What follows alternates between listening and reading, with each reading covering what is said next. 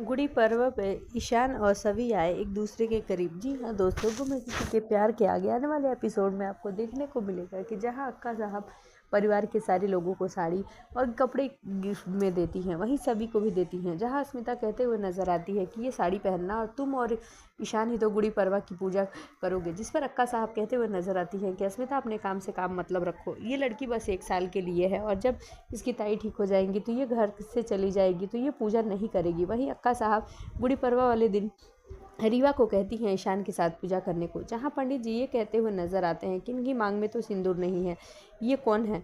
जहां अक्का साहब कहती हैं कि ये ईशान की होने वाली बीवी है। ये सुन सबके होश उड़ जाते हैं। वहीं राव साहब अक्का साहब को गुस्से से देखते हैं।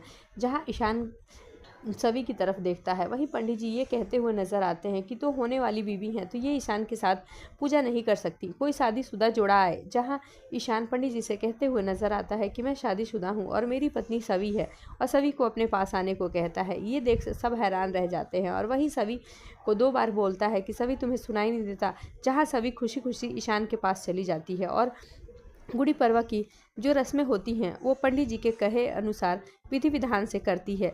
ये देख अक्का साहब का गुस्सा 7वें आसमान पर चढ़ जाता है। वहीं रीवा भी अंदर से टूट जाती है। जैसे कि रीवा की माँ स्वाति भी उससे कही होती है कि अब सभी ईशान के घर से चली जाएगी क्योंकि उसकी ताई ठीक हो रही हैं। अब तुम्हारी शादी ईशान से होगी और इसे कोई रोक नहीं सकता। जहाँ रीवा के मन में भी लड्डू फूटने लगते हैं, लेकिन यहाँ आने के बाद तो नज़ारा कुछ और ही हो जाता है। अब कहानी में देखना दिलचस्प होगा कि क्या नया मोड़ आता है।